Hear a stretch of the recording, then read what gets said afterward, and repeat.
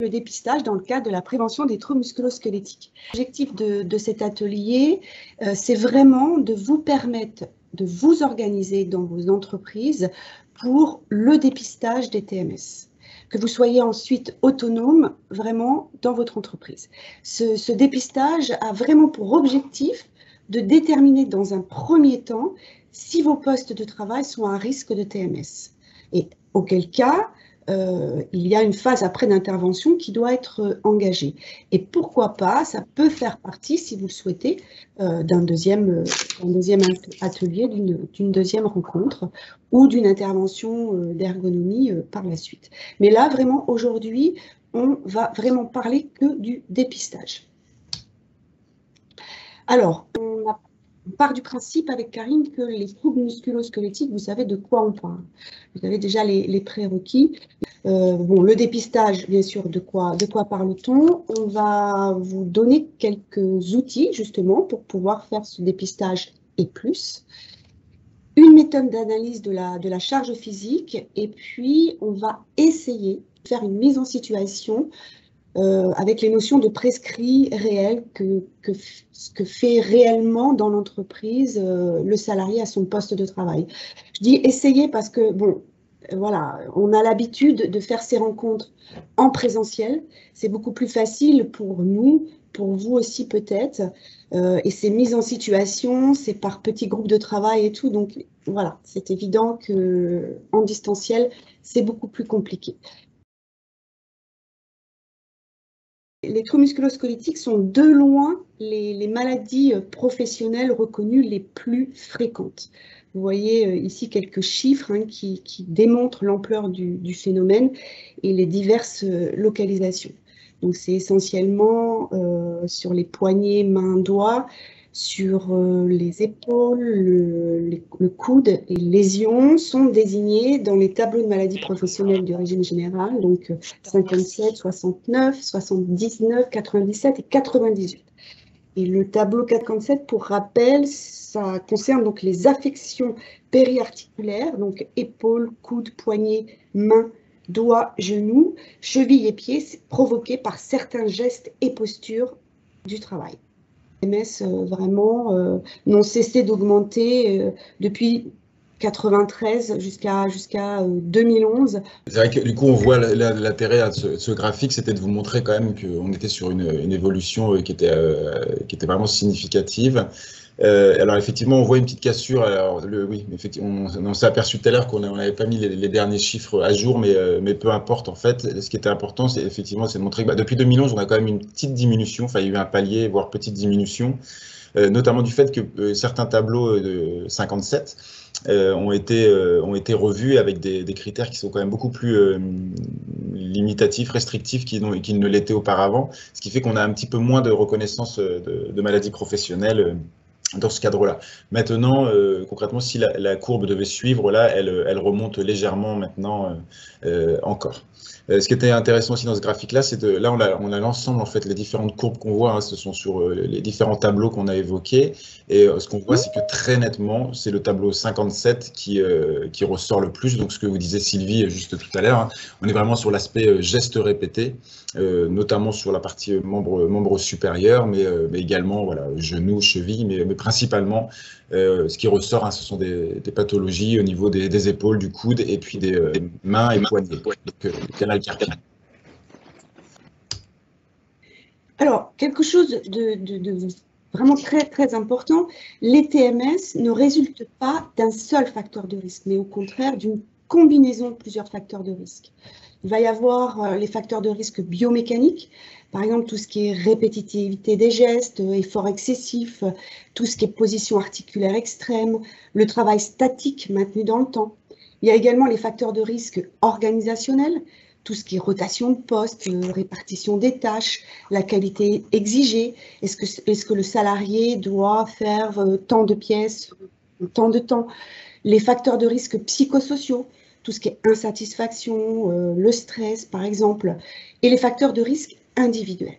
Nous ne sommes pas tous égaux, il y a des variabilités inter-individuelles, le genre, l'âge, les antécédents médicaux, et cet aspect multifactoriel explique aussi pourquoi certaines personnes vont être plus touchées par les TMS que d'autres, alors que ils font le même travail dans la même entreprise. Les 4 étapes de cette démarche de prévention, dans un premier temps, on va détailler chaque étape, mais dans un premier temps, on va mobiliser les personnes qui vont être concernées par cette démarche et on va s'organiser. Ensuite, on va investiguer, connaître le risque, analyser les situations de travail, on va identifier les facteurs de risque et faire un constat. Troisième étape, on maîtrise, c'est-à-dire, comme vous connaissez tous, le document unique. Donc, on va établir un plan d'action pour essayer d'atténuer, de transformer ces situations de travail. Et ensuite, on évalue et on assure un suivi. Donc, quand on parle de mobilisation, comme toutes les démarches que l'on propose de toute façon à la PST 37, par exemple la démarche RPS, il faut absolument que la direction s'engage, qu'elle s'engage dans un premier temps forcément à adhérer à la démarche, sinon ça ne pourra pas fonctionner. Il faut qu'elle accepte de donner les moyens nécessaires, que ce soit les moyens humains, financiers, temporels. Il faut aussi associer tous les services qui vont être concernés par cette démarche, les représentants du personnel, du SSSCT et le service de santé au travail. Cette étape va permettre vraiment de motiver tous les acteurs, de les informer, et puis il faut absolument, pendant cette étape, faire passer les enjeux de cette démarche, faire comprendre les enjeux de cette démarche. Alors après, au niveau des moyens, évidemment, il va falloir organiser des réunions, mettre en place des circuits d'information pour que chaque acteur de cette démarche ait le même niveau d'information pour agir ensemble sur les mêmes enjeux. Donc là, ce que disait tout à l'heure Sylvie, on va reprendre les différentes phases d'une démarche, mais c'est vrai que cette phase-là, on a tendance à passer rapidement dessus, et quel que soit finalement le type de démarche, que ce soit sur les TMS, que ce soit sur les risques psychosociaux, ou peu importe, une démarche de prévention, il est vraiment important d'avoir des bonnes bases, et cette phase-là est vraiment une phase très importante, puisque derrière, elle va conditionner aussi en grande partie les conditions de réussite, en tout cas de celle-ci. Alors ensuite, on rentre dans la partie investiguer, alors qui peut être divisée en 2, même 3 temps. La première chose, donc une fois qu'on a mobilisé les acteurs et réuni un petit peu toutes les conditions de réussite de cette démarche, ce qui est important, c'est de pouvoir faire un peu un état des lieux, finalement, un état des lieux à la fois sur les données de santé des salariés et celles de l'entreprise. Donc ça, à travers notamment on va y revenir aussi tout à l'heure, mais à travers des documents que vous avez déjà en interne. Donc l'idée, c'est peut-être de faire ressortir différents indicateurs. Donc là, ce sont des exemples. Après, vous pouvez avoir les vôtres, bien évidemment. Mais ça peut être des indicateurs de santé, donc notamment sur le type de TMS, leur nombre, éventuellement leur gravité, le nombre d'accidents du travail, des données d'absentéisme et même de plaintes des opérateurs.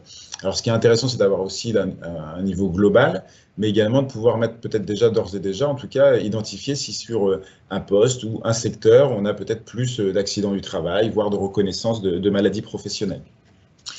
Et puis également donc, sur le fonctionnement de l'entreprise, les indicateurs tels que la répartition par âge, par sexe, sur des questions de structure et de fonctionnement du processus global de production, sur des indicateurs sur l'organisation du travail, éventuellement aussi sur le mode de rémunération. Est-ce qu'on est sur des modes de rémunération plutôt collectifs ou on est sur de la performance de production individuelle? Enfin bon, il peut y avoir différents indicateurs, et puis évidemment tout ce qui est mouvement du personnel. Donc ça, c'est vraiment la première phase qui permet de recueillir tout un tas d'indicateurs qui peuvent être intéressants à suivre finalement, en tout cas à identifier au départ et de pouvoir suivre leur évolution tout au cours de la démarche. La deuxième phase, on va rentrer là concrètement sur l'analyse des situations de travail et l'identification donc des facteurs de risque. Concrètement, là, l'atelier qu'on vous propose aujourd'hui, la phase de dépistage, elle se situe ici, d'accord, même au tout début de cette partie-là. L'objectif étant donc d'analyser des situations de travail pénalisantes pour derrière aussi rechercher des causes de ces sollicitations. Alors, plusieurs choses. Et ce qui sera important, c'est à la fois de pouvoir recueillir le ressenti des opérateurs, alors à travers éventuellement un questionnaire si besoin, mais au moins à travers des entretiens ou des échanges sur poste avec les salariés concernés. Évidemment, il va falloir analyser aussi leur travail, étudier leur poste et leur environnement physique de travail. Alors derrière, donc là, ça c'est pas le sujet d'aujourd'hui, puisque la phase de dépistage se situe en amont, mais à partir du moment où on a identifié des postes à risque, effectivement, l'intérêt, il va falloir aller creuser un petit peu plus, et là, c'est là qu'on peut avoir une étude ergonomique de ces différents postes de travail.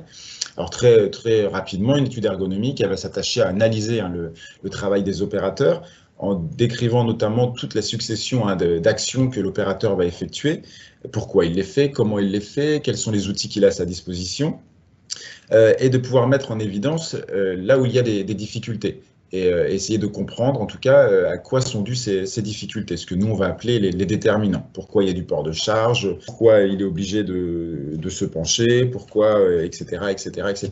Parce que tout ce qu'on va pouvoir identifier sur cette phase-là vont être derrière des leviers d'action pour améliorer et transformer les situations de travail. Donc évidemment, il va y avoir aussi des mesures de dimensionnement de poste, sur l'environnement physique de travail, tout ce qui peut être de l'ordre aussi des facteurs amplificateurs.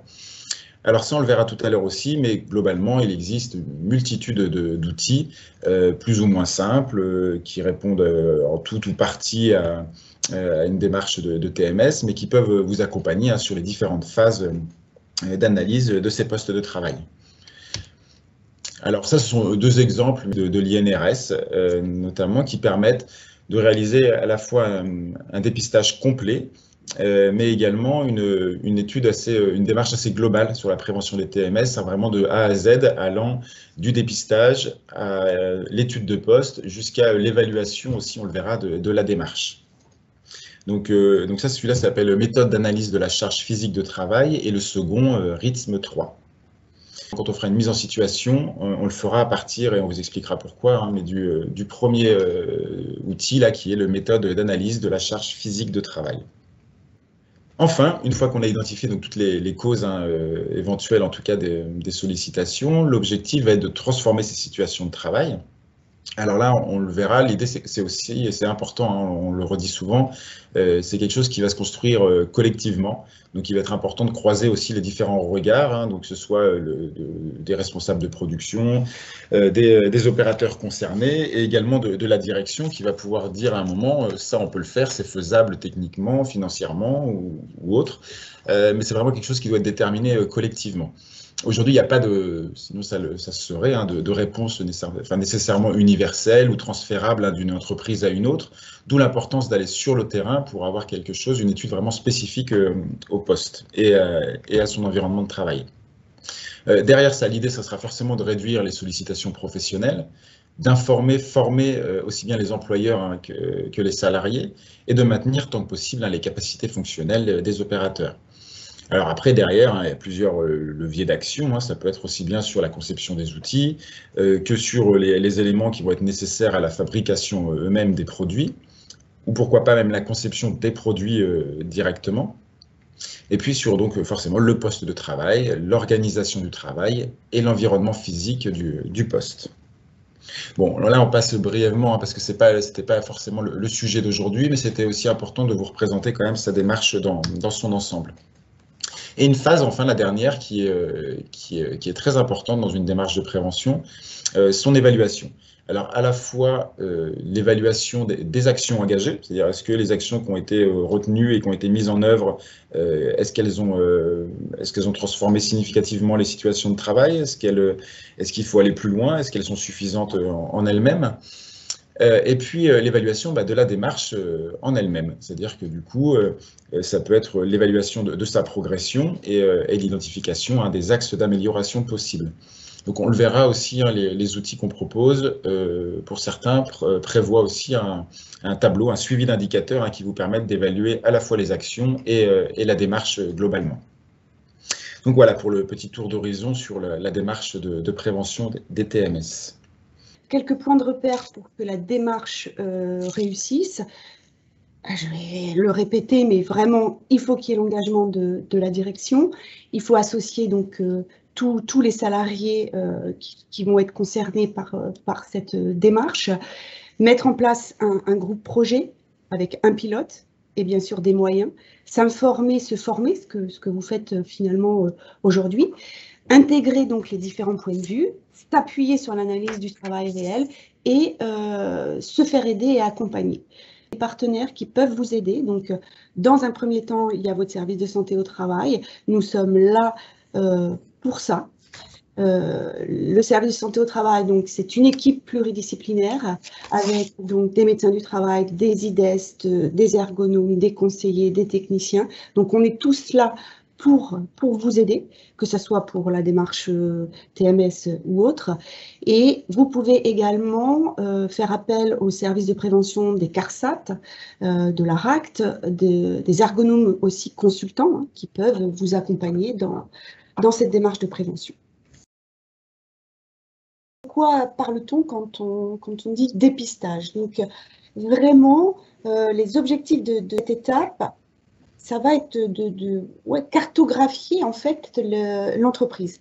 Quels sont les postes dans mon entreprise qui sont à risque TMS? Je vais devoir donc les identifier. Ensuite, on va devoir les hiérarchiser en fonction du degré d'exposition. Et comme tous les autres risques, hein, on ne peut pas faire tout de suite. Il va falloir donc prioriser les études et les actions futures.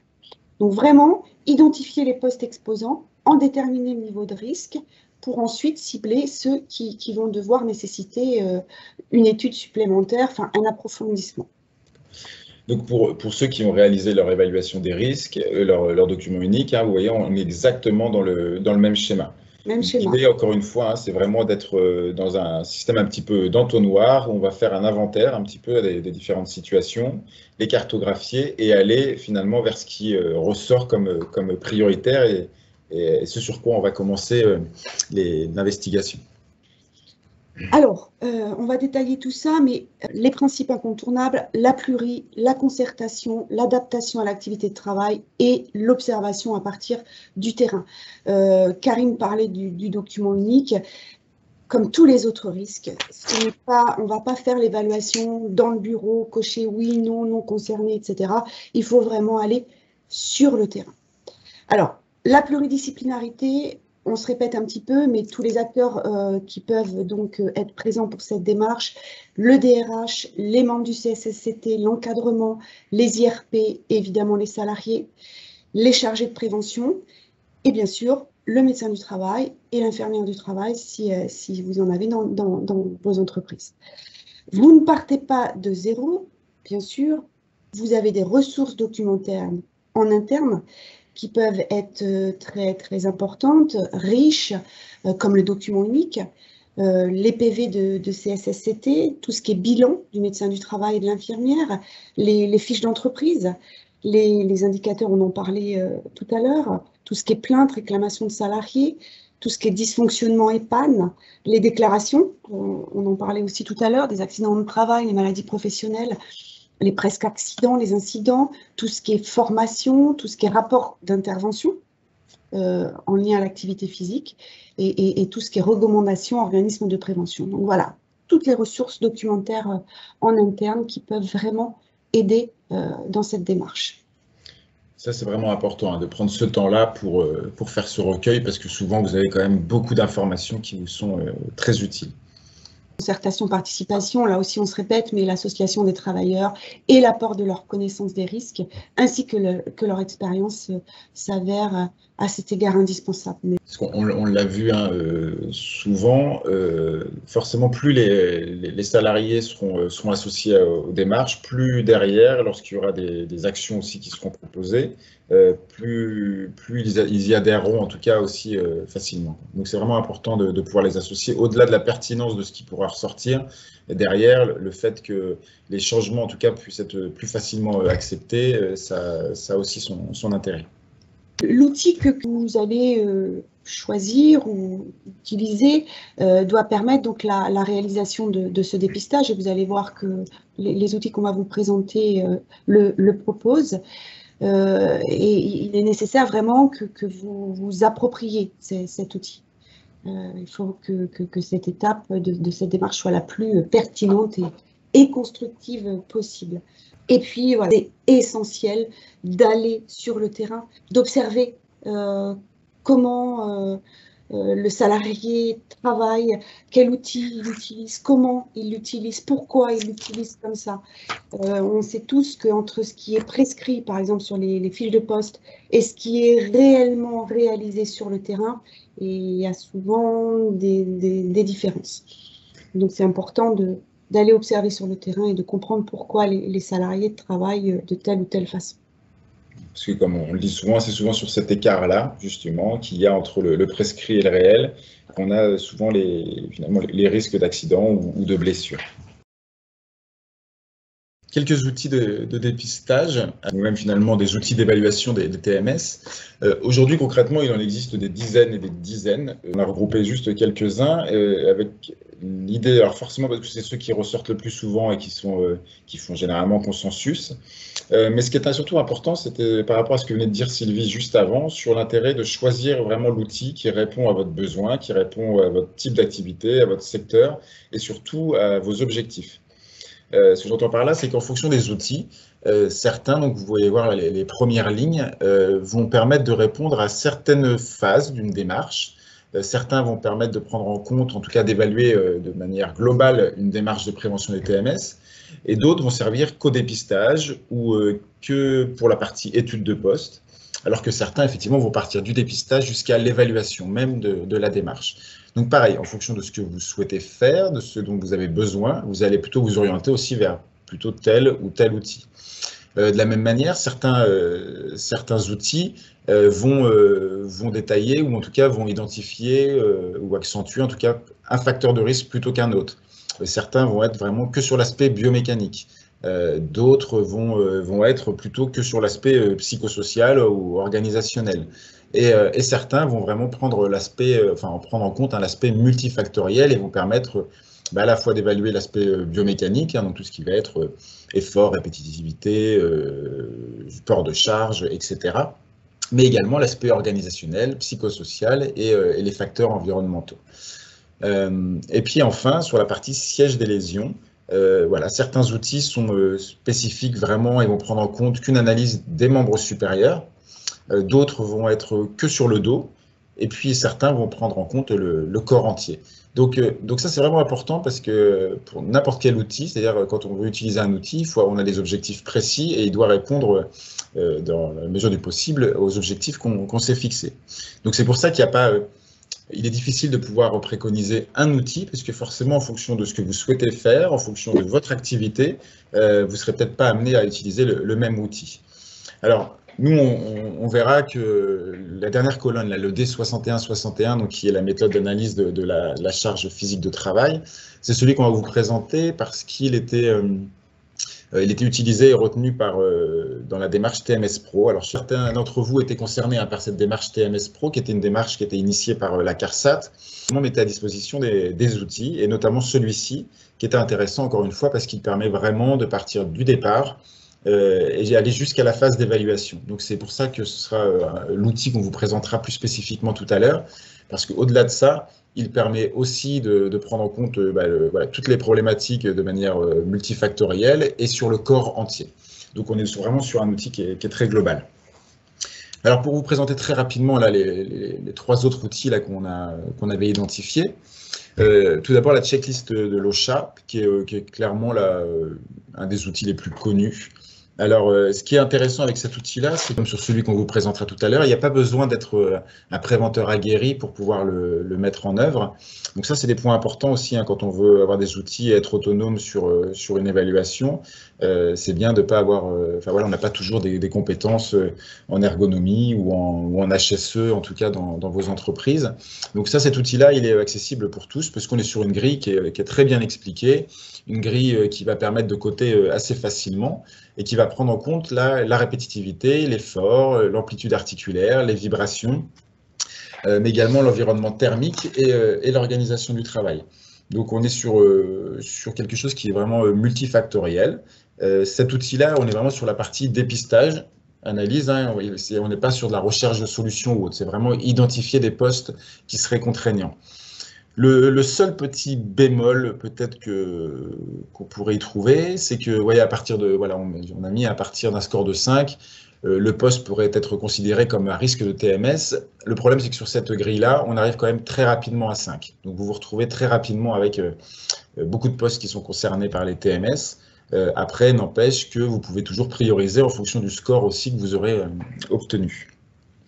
Alors, donc la checklist de l'OSHA, et derrière, il y a eu plusieurs dérivés de cette checklist qui ont été refaits donc, par différentes CARSAT, notamment dans différentes régions.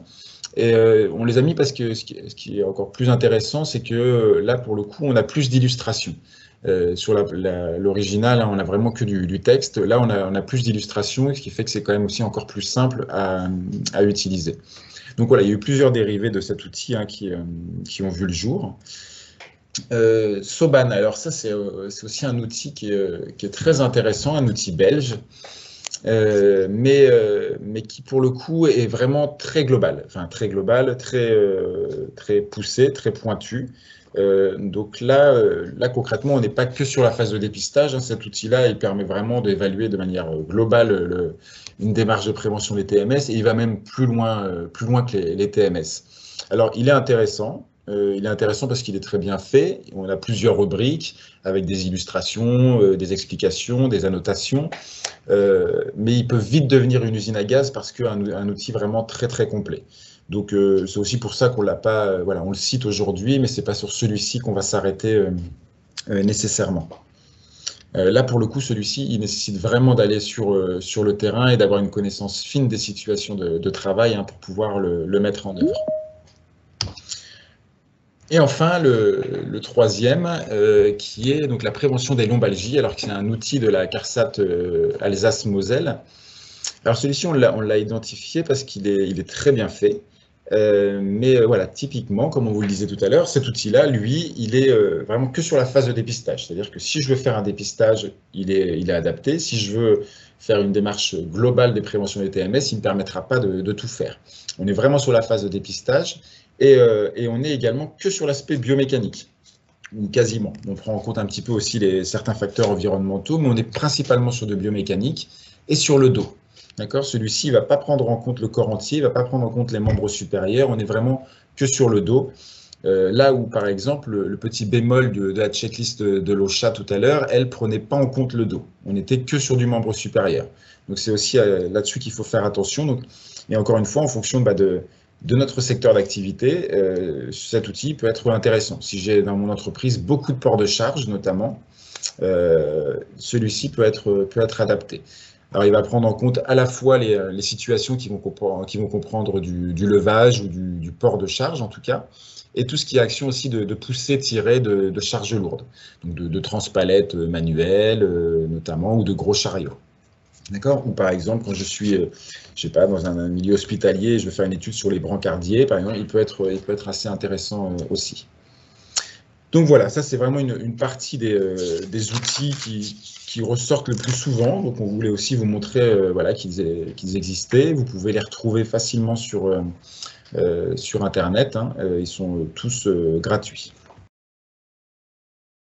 La méthode d'analyse qui va être décrite a été donc conçue pour être utilisée dans les entreprises de toute taille et concerne l'activité d'une population adulte au travail sans restriction d'aptitude. Elle s'applique à un poste de travail, à un atelier, un service ou un secteur de l'entreprise. Et elle s'adresse à des activités continues ou intermittentes, même de durée très courte et à forte intensité. Donc cette méthode est composée d'une phase de dépistage, donc une approche globale avec les efforts physiques, le dimensionnement, l'organisation, les caractéristiques de l'environnement et temporel, et donc une phase de diagnostic qui va s'appuyer sur des textes de référence dans le champ de la charge physique de travail. Et donc nous, je précise, aujourd'hui, on va s'intéresser à la phase de dépistage. Je disais tout à l'heure, c'est vraiment un outil qui est global, donc qui est vraiment intéressant, qui peut être adapté à tout secteur d'activité. Alors, peut-être une limite sur vraiment la partie travail sur écran. C'est-à-dire que vraiment, quand on n'a que du travail sur écran, on peut avoir d'autres outils qui peut-être qui s'y prêtent plus. Néanmoins, encore une fois, il peut y avoir certains items qui peuvent être intéressants à explorer à travers cette grille. Aujourd'hui, on va vraiment voir que la partie phase de dépistage de cet outil. Oui. Mais voilà, il faut garder en tête que l'outil, suite à la première utilisation de la première grille sur la partie dépistage, derrière, l'outil propose vraiment un autre outil qui, lui, est vraiment sur la phase de diagnostic, donc étude de poste, mais qu'on ne verra pas aujourd'hui. Alors, un outil qui est gratuit, qui est disponible en ligne, et qui est un outil de l'INRS, donc qui, pour le coup, je pense que voilà, tout le monde connaît, et c'est un outil qui fait consensus, donc c'est vraiment pour ça qu'on vous le présentait aujourd'hui. Alors, à savoir, ils ont fait une adaptation pour le secteur, notamment aide à domicile. Au fur et à mesure, ils tendent à faire aussi des adaptations pour des secteurs spécifiques, donc en spécifiant les items pour que ça colle le plus possible à certains secteurs d'activité. Donc, quand on dit s'organiser, tu l'as précisé tout à l'heure, Karine, mais effectivement, aucune formation n'est nécessaire finalement pour utiliser cet outil. C'est une approche donc participative, un groupe de travail et pluridisciplinaire est indispensable. Et comme on l'a déjà dit, il faut aller sur le terrain, absolument. Donc, un groupe de travail en interne, on va retrouver des membres de la direction, les salariés volontaires des différents services. Et en externe, ça peut être votre médecin du travail, l'IDEST, des IPRC, la CARSAT ou éventuellement l'inspection du travail. Alors, ouais, c'est vrai que ça on insiste, parce que comme c'est vraiment une grille qui pourrait s'apparenter un peu à un questionnaire.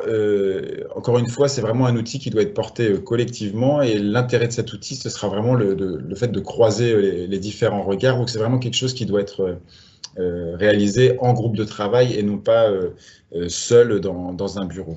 Ça, c'est vraiment un point important. Alors, quand on rentre sur la partie délimitée, parce que c'est encore une phase préalable, presque, j'ai envie de dire, au dépistage. Encore une fois, l'objectif, c'est de dire, je ne peux pas aller partout, je ne peux pas réaliser une étude ergonomique de l'ensemble des postes de mon entreprise, donc il est important de savoir par où je veux commencer. Donc la phase qu'on va appeler délimitée, en tout cas via cet outil, ça permet aussi d'avoir un peu un inventaire des situations et de pouvoir découper aussi son activité. Alors ceux qui ont déjà un document unique, le travail est déjà pré-mâché, et puis on verra aussi sur le fait de s'accorder sur les différents critères. Quand on parle de délimité, ça peut être, voilà, c'est un exemple qui est donné dans l'outil. Dans votre document unique, ceux qui ont un document unique, vous allez déjà pouvoir identifier les postes ou les secteurs où il y a éventuellement du port de charge ou du travail répétitif. Donc finalement, cette phase de délimitation, en tout cas, elle va déjà être réalisée. Pour ceux qui n'auraient pas aujourd'hui un document unique ou il ne serait pas à jour ou obsolète ou autre, quelques questions qui peuvent être très simples aussi, c'est de se dire, voilà, est-ce que sur quel poste j'ai de l'absentéisme lié à des plaintes ou des troubles ou pathologies, sur quel poste je vais avoir des objets à soulever, à transporter, à tirer, pousser, du port de charge, de la manutention manuelle, des postures contraignantes ou inconfortables. Sur quelle situation de travail je vais avoir des tâches qui vont demander une cadence importante, un rythme qui va être imposé soit par un collègue, soit par une machine, soit par le flux de la production. Et y a-t-il des tâches qui présentent des difficultés, donc soit liées aux outils, aux équipements de travail, aux déplacements, à des aléas éventuellement ou fréquents de la production, des objectifs de qualité exigeants, etc., etc. Ça, ce sont des exemples de questions qui peuvent vous permettre déjà d'identifier certaines situations de travail, certains postes, certains secteurs, lesquels il serait peut-être intéressant de s'attacher en premier lieu. En tout cas, ça peut être les postes sur lesquels vous iriez en priorité. Et puis là, c'est d'autres éléments qui peuvent être aussi utiles pour vous aider à repérer des postes lorsque vous faites une traversée de l'entreprise assez rapidement. Donc, on retrouve voilà, la question des déplacements, de l'évaluation globale des efforts, des contraintes de temps, tâches répétées. Là, il suffit d'avoir un minimum de connaissances, en tout cas, de son entreprise pour pouvoir assez facilement identifier les postes sur lesquels il faudra peut-être passer cette grille de dépistage en priorité. Donc, lorsqu'on a délimité un peu le périmètre, hein, encore une fois, on est dans notre entonnoir et l'idée, c'est d'arriver plus finement vers les postes, en tout cas les plus pénibles. On va rentrer donc dans la phase de dépistage, où c'est là qu'on va utiliser la fameuse grille. Hein. Cette grille va être, comme on le disait, donc, elle doit être réalisée collectivement. Alors, on le verra comment. Et elle doit croiser à la fois des observations du terrain et des échanges avec les salariés concernés. Donc, il y a vraiment deux phases. Je remplis cette grille, alors éventuellement individuellement ou par deux. Et ensuite, je reviens dans une salle et avec les différentes personnes du groupe, on confronte nos résultats. Donc, la visite des postes, alors ce qui est important, hein, c'est que cette phase de dépistage, elle ne doit pas être non plus chronophage. Ce n'est pas une étude de poste en tant que telle, hein, qu'on réalise. L'idée, c'est pas de réaliser une observation minutieuse, hein, de chacune des situations de travail. Alors peut-être que dans un premier temps, les premiers passages, le temps de s'approprier la grille, ce sera un peu plus long, mais l'objectif, c'est de passer un quart d'heure, 20 minutes maximum sur un poste de travail. Donc, on va valider ou compléter, hein, la liste des situations de travail qui ont été identifiées. Donc, à travers la phase qu'on parlait là de délimiter tout à l'heure, vous avez identifié, je ne sais pas, une dizaine de postes qui potentiellement pourraient être source de TMS de par leur activité. Et donc, on va passer cette grille-là sur ces postes-là. On va coter donc du coup chacune des situations de travail à l'aide de cette grille.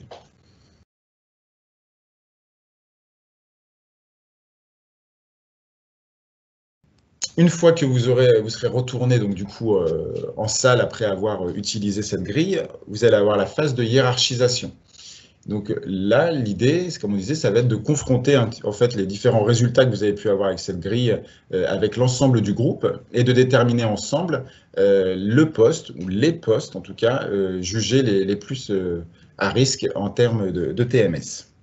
Ça, on va vous le montrer. Il y a un outil aussi, un applicatif Excel qui est très simple pour ça, qui vous permet en fait, qui est un applicatif, hein, de 7 outils. Et dès lors que vous aurez rempli vos réponses dessus, ça va vous donner ça va vous faire un total, hein, par situation de travail, et ça va vous permettre très facilement d'identifier les postes sur lesquels peut-être il y a un score, le score le plus important, ou les postes, en tout cas, où il y a vraiment des situations qui ont été identifiées comme pénibles à travers la réflexion de groupe. Donc là, encore une fois, l'objectif, c'est de dire par où on commence, parce que, encore une fois, vous ne pourrez pas faire l'étude de l'ensemble des postes à un instant T. Donc là, l'objectif, c'est vraiment, quand on parlait de vous organiser, c'est ça, cette phase de dépistage, elle va vous aider à vous organiser, de savoir par où je commence, pour aller peut-être sur les postes vraiment les plus nécessaires. Alors, cette grille de dépistage, vous avez vu, elle a deux parties, avec deux types d'indicateurs différents. Alors, des indicateurs qu'on va appeler plutôt a posteriori, enfin, en gros, ce qu'on évoquait tout à l'heure, hein, les différents indicateurs que vous pouvez retrouver déjà dans vos données en interne, qui vont concerner à la fois la santé au travail. Alors, vous avez vu un petit peu, pas forcément nécessairement en rentrant voilà, dans l'aspect douleur, pathologie, mais ne serait-ce que de savoir si sur certains postes, vous avez un accident du travail, avec arrêt notamment. Est-ce qu'il y a eu des alertes au CHSCT? Et puis, si vous avez possibilité d'avoir accès, notamment via aussi votre médecin du travail, hein, ou via le bilan qui pourrait être réalisé en CSSCT, savoir s'il y a des plaintes, des douleurs particulières, voire des restrictions d'aptitude. Ça, ce sont des éléments qui sont vraiment intéressants, parce que ça permet aussi de mettre en évidence un poste ou un secteur d'activité sur lequel on a plus d'accidents, plus de restrictions ou des alertes récurrentes auprès du CSSCT. Et puis des indicateurs de gestion du personnel, donc notamment sur l'absentéisme. Est-ce que c'est un poste où on a recours fréquemment à de l'intérim? Est-ce que ce sont des postes où on a un turnover significatif? Donc ça, c'est déjà une première phase, en tout cas, qui permet aussi, encore une fois, de dire si un poste peut-être peut attirer l'attention plus qu'un autre. Et puis la deuxième partie, donc là, c'est la partie dépistage en tant que telle, et qui va vous permettre de coter les différents postes. On est vraiment dans un esprit là de volonté de coter pour pouvoir comparer aussi par la suite les différentes situations de travail qu'on a pu évaluer. Donc là, voilà, ça c'est la grille, hein, qu'on vous a envoyée. Grille composée donc de 5 dimensions, hein, qui vont être à la fois les efforts physiques, le dimensionnement du poste, les caractéristiques temporelles, les caractéristiques de l'environnement et puis l'organisation du travail. Donc en fait, chaque item doit être lu de cette façon. Est-ce que pour cette situation de travail, il y a des difficultés liées à, et donc là, liées aux efforts exercés, des charges lourdes? Est-ce qu'il y a des difficultés liées à des activités de l'ensemble du corps? Ou des activités des difficultés qui vont être liées à des déplacements, des postures inconfortables, un travail répétitif, etc., etc. Pour chacune de ces dimensions, en fait, vous avez possibilité, lorsque vous passez la grille, de trois possibilités de réponse. Soit il n'y a pas de difficulté, non, donc c'est ce qu'on voit en vert, hein, donc a priori tout va bien.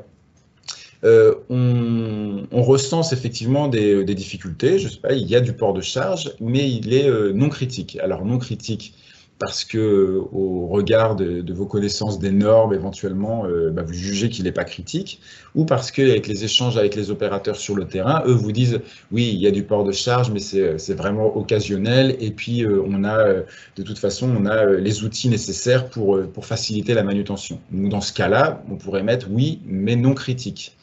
Par contre, effectivement, vous identifiez qu'il y a du port de charge plutôt lourd en plus, et les opérateurs, lors des échanges avec eux sur le poste de travail, vous disent oui, ça c'est vraiment ce qui nous pose problème parce qu'on est tout le temps en train de soulever ce type de produit et il n'a pas de prise et on le prend toujours à même le sol, etc. Donc là, par exemple, il serait plus sur du oui et critique. D'accord, donc en fait, derrière ce type de réponse, on va avoir une cotation hein, qui va s'installer et qui derrière vous permettra de hiérarchiser. C'est-à-dire que pour deux postes, je vais comparer, j'ai 7 items oui mais non critiques et 2 items oui et critiques, alors que sur l'autre poste, j'ai aucun item qui ressort en oui et critique et j'ai 5 oui mais non critiques. Auquel cas, peut-être qu'il est plus intéressant d'aller sur le premier poste où j'avais quand même plusieurs choses qui ressortaient en oui et critique. Et puis, dans un second temps, je pourrais aller sur l'autre poste. Donc voilà, j'espère que c'est bien, que c'est clair pour tout le monde. Encore une fois, ça, ce sont des items qui ont été identifiés pour vraiment tout secteur d'activité. Donc forcément, quand on est que sur du travail sur écran, la question de est-ce qu'il y a des efforts qui nécessitent du pelletage ou des activités de l'ensemble du corps, forcément, ce n'est pas nécessairement adapté à l'activité travail sur écran, d'où l'intérêt aussi de pouvoir, vous avez vu à chaque fois sur chacune des dimensions, il reste des lignes qui sont vierges sur lesquelles vous pouvez aussi mettre vos indicateurs. C'est-à-dire que du coup, avec votre groupe de travail, vous tombez d'accord sur ça et aussi sur la partie effort physique. Il est important qu'on identifie tel type de caractéristiques d'activité et on fera bien attention sur chacun des postes à voir si on trouve cette problématique ou non. D'accord? Et puis si effectivement on est tous d'accord pour dire qu'il n'y a aucune problématique liée à, je dis n'importe quoi, à du port de charge dans l'entreprise, et évidemment vous pourrez rayer cet indicateur, ça ne sert à rien de le passer s'il n'y a aucun port de charge sur votre secteur d'activité. Voilà, donc ça reste encore une fois une boîte à outils, vous n'êtes pas obligé de tout utiliser, mais ça peut vous donner des idées en tout cas d'éléments à explorer lorsque vous allez sur le poste de travail et à travers les échanges avec les salariés sur des items qui sont intéressants en tout cas à explorer. Alors justement, le fameux applicatif, celui-ci est disponible aussi sur Internet, hein, il est gratuit. C'est un tableau Excel et du coup vous allez retrouver la fameuse grille. Alors ça peut être intéressant, notamment je vous le disais tout à l'heure, sur la partie de hiérarchisation. C'est-à-dire qu'à partir du moment où vous avez coté, même si c'est sur papier, quand vous revenez en salle, vous pouvez vous mettre tous d'accord pour dire, est-ce que sur ce poste-là, vous notez le poste en question, hein, le nombre de salariés concernés éventuellement, et là derrière, vous pouvez venir cocher. Donc voilà, vous allez vous retrouver avec cet applicatif qui vous permet de recoter tout ce que vous avez pu voir. Et ce qui va être intéressant, donc là je vais pas tout coter, hein, mais vous revenez en salle et effectivement vous mettez d'accord sur ce que vous avez pu coter ensemble. Et à la fin vous avez un tableau de synthèse qui va vous faire ressortir. Donc là vous pouvez mettre autant de postes que vous voulez, et à la fin, ça vous permet d'avoir le récapitulatif de tous les scores, et ils vont venir se classer automatiquement en fonction du nombre de facteurs critiques ou de facteurs non critiques qui ont été recensés. Donc là, l'outil est assez intéressant parce qu'il vous permet clairement d'avoir une cartographie précise des différents postes que vous avez pu observer et de faire ressortir ceux qui sont prioritaires par rapport aux autres. Donc ça, encore une fois, c'est un outil qui est gratuit et qui est disponible hein, sur Internet.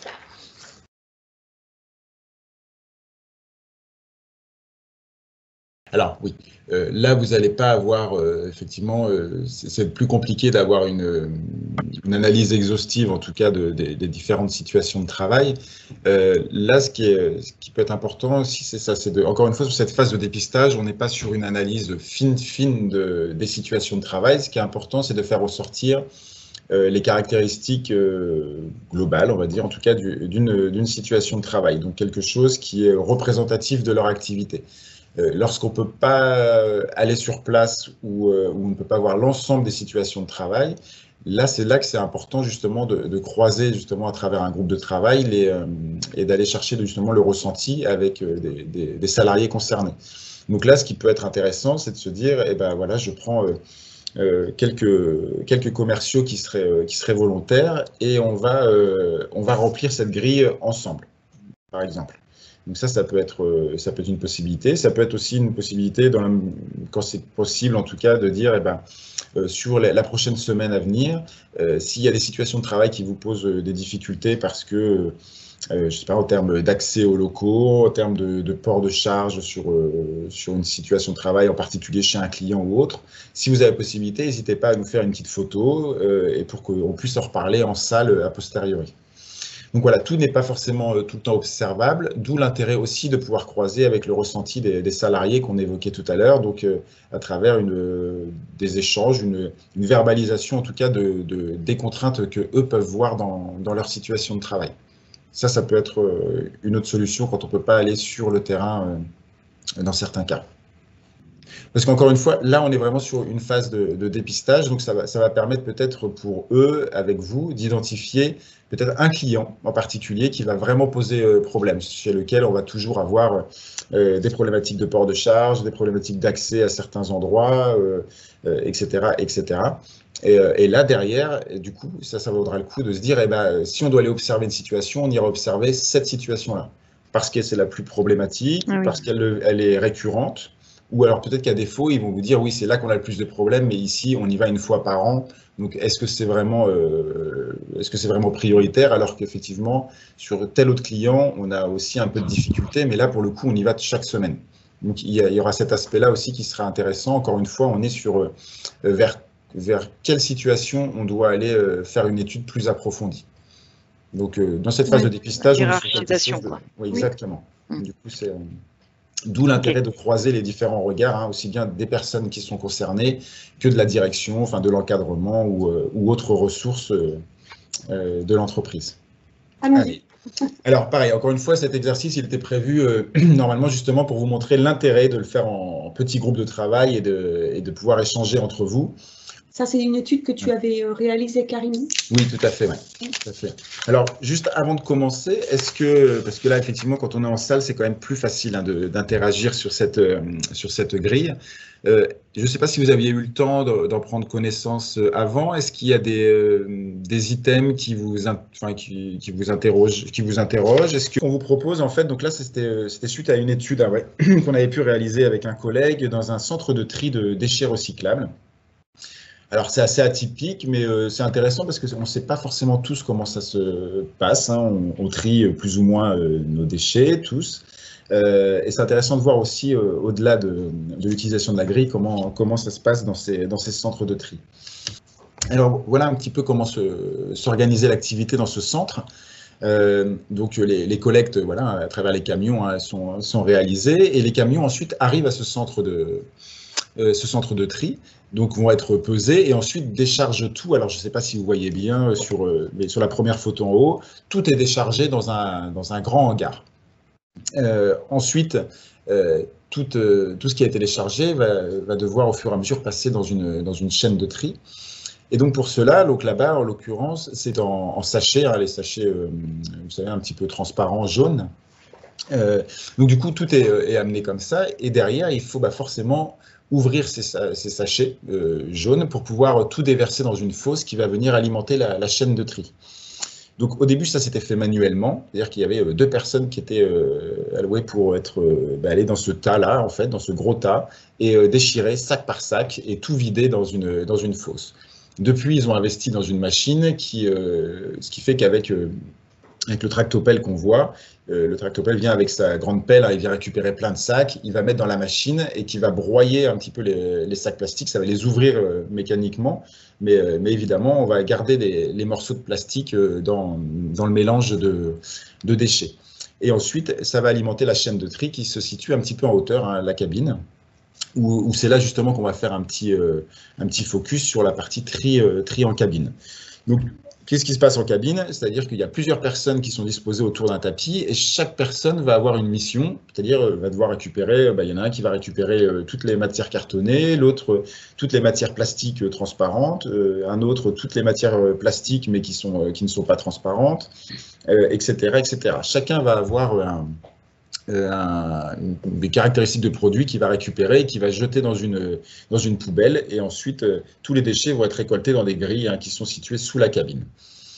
Une fois que le tri est réalisé, tout est compacté, hein, passe sous presse, compacteur, et ensuite c'est stocké avant d'être expédié pour valorisation de ces matières. Donc voilà un petit peu le fonctionnement d'un centre de tri.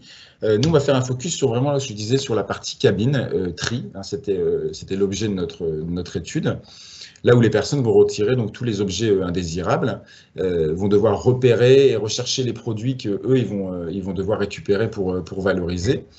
Donc les prélever, évacuer ces déchets concernés dans des goulottes, hein, vous voyez, c'est des espèces de récipients qu'on voit là en métal à côté d'eux, et les évacuer. D'accord. Donc voilà comment est organisée globalement la chaîne de tri quand on la voit de haut. Donc il y a le sens, hein, il y a les flèches, hein, le sens de circulation du tapis. Et tout au long du tapis, il y a différents opérateurs, hein, qui sont disposés et qui vont devoir chacun récupérer une matière ou deux spécifiques. Là, pour la mise en situation, on va faire un petit focus sur la première personne qui est chargée du tri en entrée de ligne. Et pour lequel sa mission est comme je vous disais tout à l'heure, hein, les sacs plastiques sont broyés, mais finalement ils restent dans les déchets. Sauf que ça, c'est pas valorisable, c'est pas recyclable. Donc la première personne qui est située à l'entrée de la ligne va devoir s'occuper de retirer tous les sacs plastiques qui n'ont pas été enlevés avant l'arrivée dans la cabine. Donc il doit les enlever et évacuer ces sacs. D'accord ? Alors, ce que je vous propose, c'est de prendre votre grille. Alors, la deuxième partie de la grille, hein, du coup, les indicateurs a posteriori, là, sur les accidents de travail, tout ça, on va pas s'en occuper. Mais on va s'occuper de la deuxième partie de la grille, où il y a les 5 dimensions, là, effort physique, dimensionnement, caractéristiques temporelles, caractéristiques de l'environnement et organisation. Et à partir de cette photo et de l'explication que j'ai pu vous faire là, succinctement du poste, je vais vous demander, du coup, d'essayer de remplir cette grille en répondant à chacun des items, lorsque vous avez une idée, hein, soit par non, oui mais non critique, ou par oui et critique. D'accord? Donc on va prendre juste, on va vous laisser 5 minutes, grosso modo, à partir de cette photo et de l'explication que j'ai pu vous en faire, vous allez essayer de répondre à chacun des items. On va essayer de la remplir ensemble. Donc, par rapport à ce que vous pouvez voir de la situation et ce que j'ai pu vous présenter, est-ce que vous estimez qu'il y a des efforts exercés, voire des charges lourdes de type soulever, pousser, tirer? Alors, soit c'est non, soit c'est oui, il y en a, mais bon, ça ne vous semble pas critique. En tout cas, selon vous, ça ne peut pas être source de TMS. Ou oui, et ça vous semble critique. Est-ce qu'il y en a qui répondraient non? Moi, je répondrais non parce que je me suis focalisée sur des charges lourdes. D'accord. Pour moi, elles ne sont pas lourdes. Enfin, après, je ne vois pas trop, mais... D'accord. Là, il y a du coup charges lourdes et est-ce qu'il y a des efforts qui sont exercés? Est-ce que certains cocheraient autre chose que non?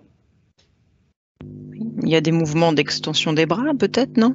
Les bras, oui. Le dos aussi, le dos, Oui. parce qu'elle se penche, la personne se penche. Donc c'est Il y a des tâches minutieuses un peu, oui. Après, Alors, le fait de déchirer le sac fait un effort. plus loin, ça, peut-être. Alors ça, du coup, la partie posture, etc., c'est plus dans la deuxième, qui est la partie dimensionnement. Mais effectivement, et voilà, par exemple, des postures, effectivement, il y en a sûrement. Mais sur la partie effort physique, pour tout le monde, ce serait plutôt non? Non. D'accord. Ne connaissant pas le contenu exact des sacs et l'épaisseur du papier du sac en plastique jaune, s'il est mal déchiré, il y a un effort de déchirage, de déchirure. Donc, je dirais oui, mais critique, moi. Oui, mais non critique. Oui, mais non critique. D'accord. Non, mais c'est pour ça. Alors, vous voyez, c'est pour ça que ce sera, et c'était normalement l'intérêt, hein, c'est vraiment important de pouvoir confronter les regards de chacun. Et vous imaginez bien, quand vous êtes en groupe de travail et que vous avez donc des personnes plutôt de la direction éventuellement ou de la maintenance, par exemple aussi, et les salariés concernés, forcément, vous pouvez tous avoir un peu une idée et un regard un peu différent sur la situation de travail. Des activités de l'ensemble du corps. Bon, là, on parle de l'exemple de pelletage, piochage, mais selon vous, est-ce qu'il n'y a que les membres supérieurs qui bougent ou effectivement tout le corps peut être sollicité? Et si oui, est-ce que c'est critique ou on est sur quelque chose de convenable? Pour moi, il y a tout le corps qui bouge. Hein. Il y a le bassin, les épaules, les bras. Ouais, il se penche. Et selon vous, est-ce que ça peut être c'est plutôt jugé critique ou non critique? Ah, pour moi, pour ma part, c'est critique. Oui, moi aussi. Parce que c'est répétitif. Donc. Ouais. Vous seriez plus sur du oui et critique, par exemple. OK. Est-ce que selon vous, il y a des déplacements avec charge? Est-ce que l'on parle du petit container qu'ils remplissent, c'est eux qui le déchargent ou pas? Ou qui le bougent ou pas? Les containers qu'on voit là en premier plan, dans lesquels ils vident, ça, ils ont juste une pédale, en fait, et qui fait que c'est vidé par le bas. En fait, ça tombe dans des cages qui sont situées sous la cabine. D'accord, ok. Donc, ils n'ont pas de déplacement avec charge. Est-ce qu'il y a des objets difficiles à saisir, fragiles, ou en tout cas avec des caractéristiques intrinsèques qui font que leur saisie est compliquée? Oui, ça dépend du contenu du sac. Hein. Après, il y a une boîte en plastique, il y a une conserve qui peut être coupante. Et puis attraper avec des gants du plastique, c'est pas toujours évident non plus. Non. De toute façon, s'il apporte des gants, c'est qu'il y a forcément un danger de coupure ou quelque chose comme ça. Voilà. Et alors, du coup, parce que moi j'ai aussi découvert à un moment cette activité, il faut bien se rendre compte qu'effectivement tout le monde tout le monde n'est pas aussi vigilant sur le tri effectué. Donc effectivement, on peut retrouver un peu de tout et n'importe quoi dans les sacs jaunes. Mais est-ce que vous jugeriez ça oui et critique ou oui mais non critique? Moi je dirais oui critique. Oui. Tâches minutieuses, tâches complexes. Oui. Oui. D'accord. En quoi vous estimez que c'est minutieux? Peut-être l'attention à porter, la vigilance, il faut constamment que la personne soit vigilante à ce qu'elle a sous les yeux et qu'elle soit rapide dans les activités. Le tapis roulant, il roule, comme on dit. Hein. Voilà, donc c'est assez complexe. C'est assez complexe. Il faut aller vite. Ouais. C'est vrai que sur une photo comme ça, vous ne vous rendez pas compte de la vitesse du tapis, mais effectivement, le tapis avance. Effectivement. D'accord. Et ce serait oui critique ou non critique? Ça peut être critique si vous ratez d'attraper le plastique et que c'est pas revalorisé. On va à l'encontre de ce qu'on nous demande. Surtout si la personne il n'y a qu'une personne à ce point ce premier point c'est ce que vous avez dit dans votre présentation. Il n'y a qu'une personne ou deux. Tout à fait. Et est-ce que si elle rate d'attraper l'objet qu'elle veut enlever, elle essaye jusqu'au tapis, ça peut être critique, ça aussi. Tout l'intérêt effectivement d'aller sur le terrain pour voir comment ça se passe concrètement. Effectivement. Ok, si on passe sur la partie dimensionnement, donc on vous avait évoqué tout à l'heure des postures inconfortables. Effectivement, vous les jugeriez oui, critique, ou non critique? Critique. Critique. D'accord. Des déplacements longs. Là, elle piétine plus la personne. Voilà. Oui, elle s'est déplacée dans le... Oui, d'accord.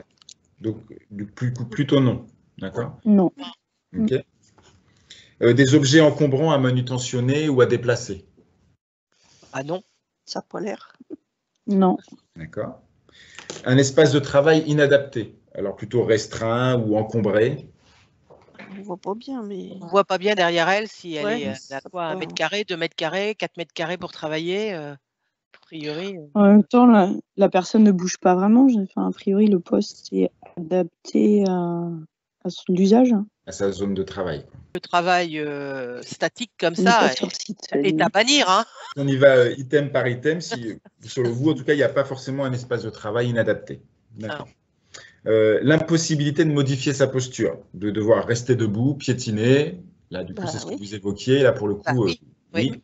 D'accord. Est-ce que ça serait plutôt critique ou non critique selon vous? Critique. Critique. Ok. Sur l'aspect caractéristique temporelle, alors du coup, est-ce que le travail est jugé plutôt répétitif? Ah bah oui, la pauvre. Ou le. Oui et critique, du coup. Oui. Okay. Est-ce qu'on est sur un travail à flux tendu qui nécessite tout le temps de se dépêcher? Je pense que oui. Sûrement, oui. Oui, vu que la chaîne avance. Est-ce qu'on est sur une durée d'exposition à la charge physique? Est-ce qu'on est sur quelque chose plutôt de ponctuel, de continu? C'est continu. Hein. De continu. D'accord. Bon, la prise de pause, bon là, avec les éléments que je vous ai donnés, c'est compliqué d'y répondre. Je vous expliquerai tout à l'heure, du coup. Et c'est là que c'est intéressant, c'est-à-dire aussi, si on ne va pas sur le terrain et qu'on n'a qu'une idée rapide un petit peu de la situation, il y a forcément des items sur lesquels c'est compliqué de répondre. Ça va de soi. Des changements, pareil, imprévus de l'activité, des aléas, des dysfonctionnements, etc. Bon, ça, c'est compliqué d'y répondre si on n'a pas passé un petit peu de temps à échanger avec les opérateurs concernés. Et puis pour finir, parce qu'on ne va peut-être pas forcément tous les brasser, mais l'idée encore une fois, c'est que vous puissiez un peu comprendre comment ça fonctionne. L'ambiance physique de travail, est-ce que ça vous paraît dégradé, de bruit, température, éclairage? Oui, il y a le bruit déjà. Sûrement. Le bruit du tapis. À part des il doit y avoir du bruit. C'est compliqué à partir d'une photo. Vous verrez, derrière, je vais vous mettre une vidéo, vous aurez peut-être une meilleure idée un petit peu de ce qu'il en est. Là, l'exposition éventuellement à des produits toxiques, poussière. On ne sait pas ce qu'il y a dans les poubelles, dans les sacs en plastique. Hein. Il peut y avoir des produits toxiques. Hein. Comme je vous disais tout à l'heure, lors de l'observation, j'ai été assez surpris de tout ce qu'on peut trouver dans les sacs poubelles, malheureusement. Oui. Rien n'est lavé là en plus. Enfin, je ne sais pas, je pense qu'il doit y avoir des odeurs, la décomposition, des moisissures. Tout à fait, voilà. Tout n'est pas systématiquement lavé non plus. Il y a des bactéries à foison là. Hein. Donc voilà, bon, on ne va pas brasser toute la grille, mais c'était pour que vous ayez une idée. Ce que je vous propose derrière, donc vous voyez quand même l'intérêt aussi de confronter. Hein. Vous n'avez pas forcément. Bon, là, à partir de la photo, tout le monde semble à peu près. Vous avez à peu près la même idée, même si sur certains critères, c'est compliqué parce qu'on n'a pas toutes les données. On va vous passer une vidéo. Alors là, pour le coup, vous allez pouvoir vous rendre compte un peu plus, c'est-à-dire comme si vous aviez été sur le terrain, concrètement, de comment se passe finalement ce poste-là. Donc vous verrez, on va voir d'autres opérateurs autour, hein, mais l'idée, encore une fois, c'est d'être aussi vraiment sur la personne qui est située en entrée de ligne.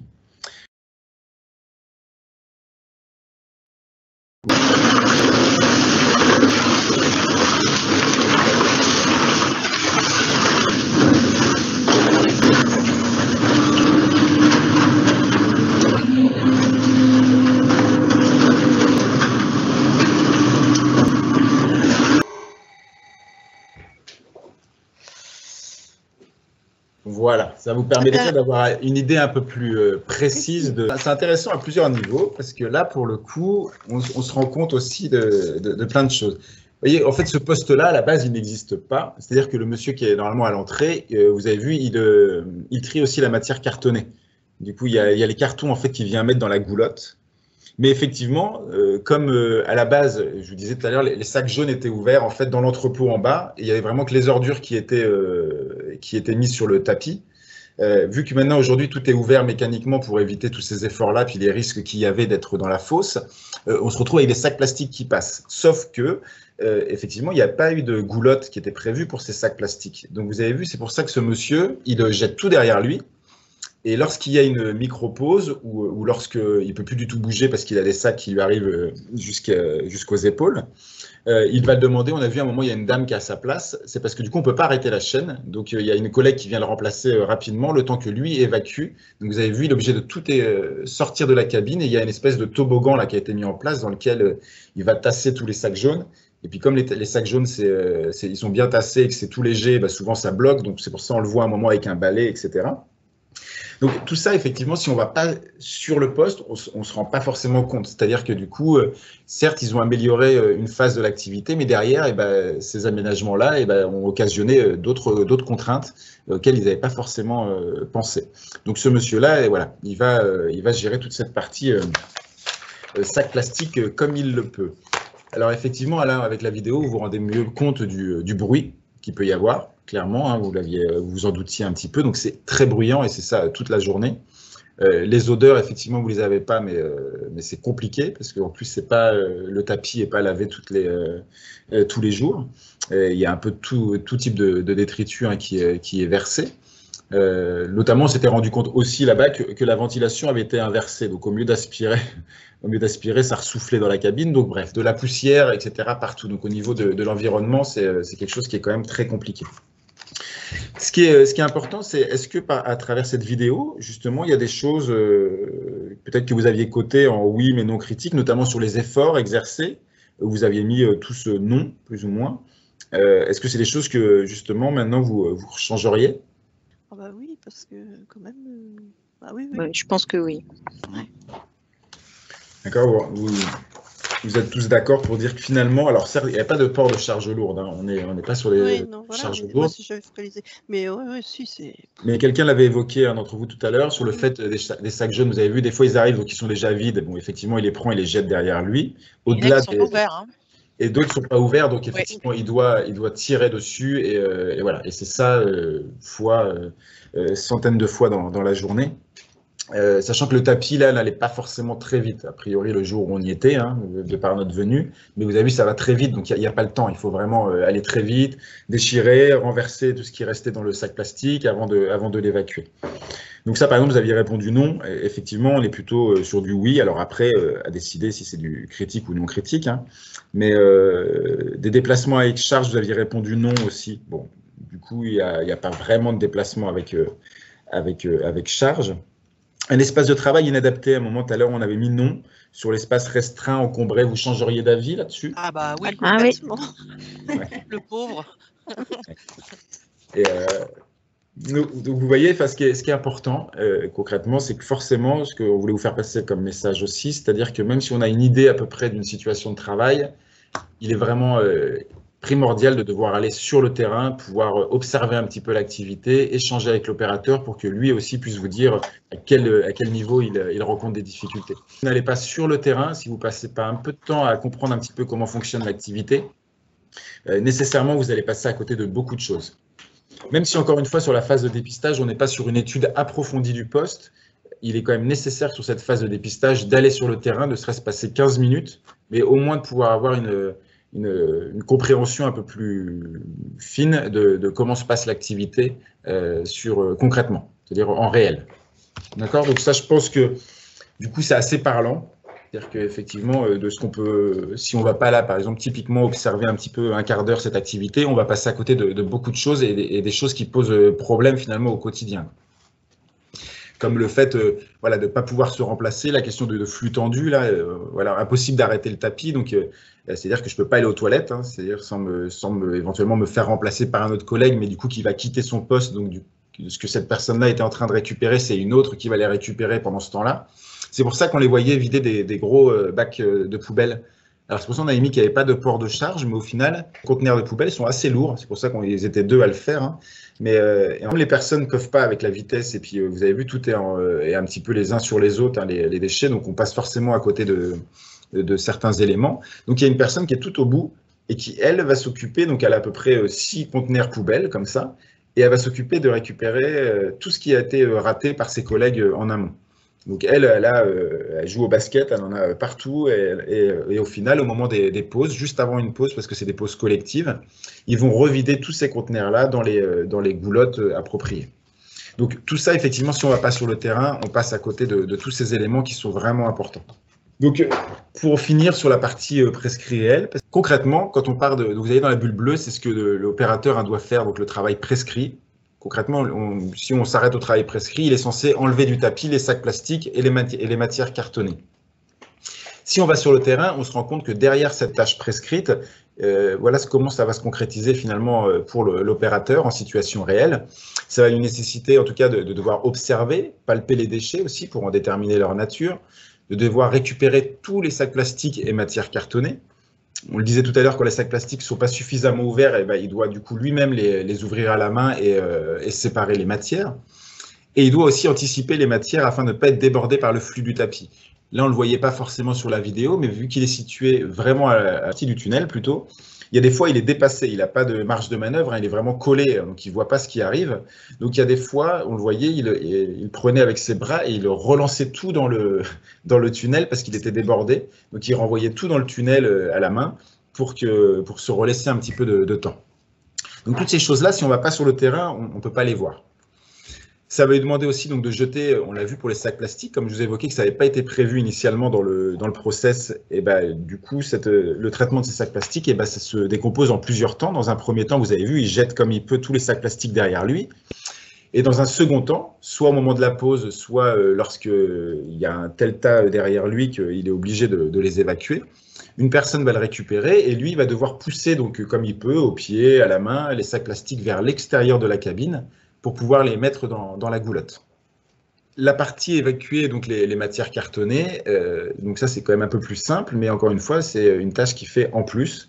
Donc du coup, il récupère toutes les matières cartonnées, va les jeter dans la goulotte qui est située à gauche, et puis une fois que la goulotte est pleine, il actionne la pédale, ce qui fait que ça va ouvrir tout seul la goulotte et ça va la vider. Donc on se retrouve avec forcément des amplitudes gestuelles qui sont importantes, comme vous l'avez dit tout à l'heure, là, parce que je vais jeter derrière moi à droite, derrière moi à gauche, je vais aller chercher à différents niveaux sur le tapis. Et comme c'est un tapis qui a été créé à la base pour deux personnes soient situées l'une en face de l'autre, ce sont des tapis quand même qui sont assez profonds. C'est pour ça qu'on le voyait avec des extensions de bras qui étaient quand même importantes et puis des flexions du tronc qui étaient pas négligeables. Donc ça, c'est voilà. Si on ne va pas sur le terrain, on ne peut pas voir cette partie-là. Concrètement, à travers la grille que vous avez passée sur le poste, ça vous permet donc d'identifier ces différents éléments, donc notamment sur la partie effort physique, la question de l'ouverture du sac, de prise pleine main des déchets.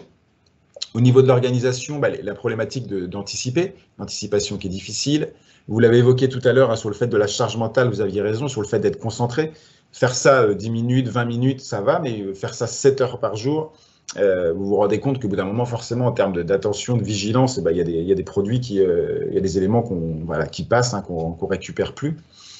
L'adimensionnement, donc la notion de zone d'atteinte importante, aussi bien sur l'endroit où je vais prendre les déchets que sur la zone où je vais devoir les évacuer.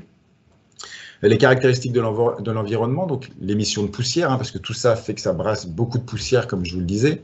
Le risque biologique, parce qu'on retrouve de tout. Je veux dire, c'est quand je vous disais que les personnes vont jeter un peu de tout, c'est-à-dire qu'on va retrouver aussi des bouts de verre, on va retrouver des seringues, on peut retrouver un petit peu de tout, concrètement. Beaucoup de bruit avec le sol encombré. Et puis enfin, tout ce qui est caractéristiques temporelles, donc toutes les questions de vitesse d'exécution, rapidité du tapis, un flux continu, ça ne s'arrête pas, il n'y a pas de temps de pause. Donc un travail est nécessairement très, très répétitif.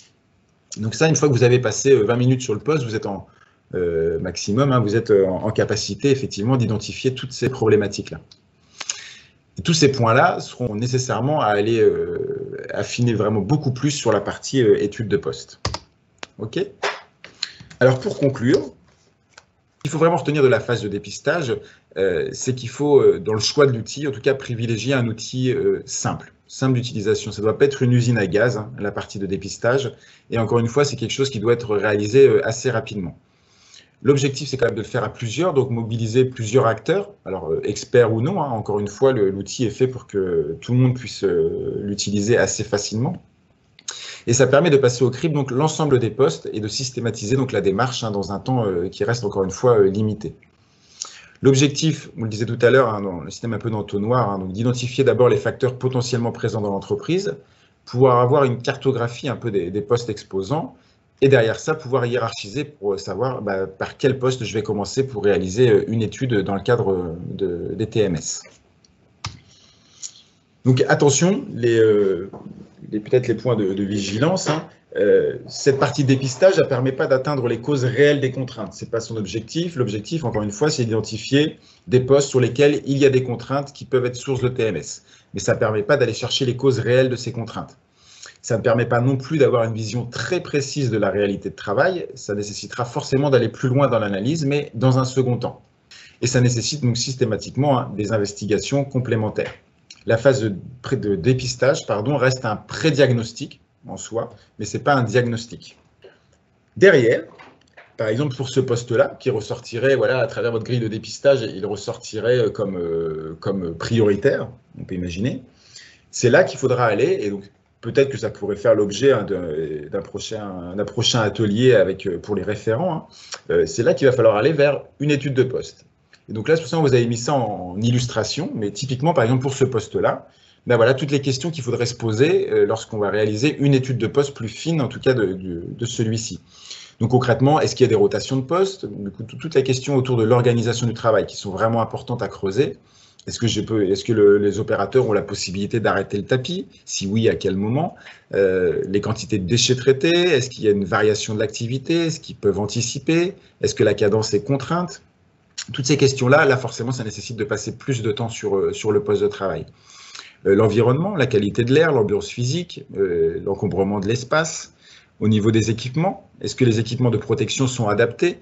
Est-ce que les entretiens et équipements sont plutôt fiables? Comment se passe, je vous disais tout à l'heure, est-ce que le tapis est lavé régulièrement?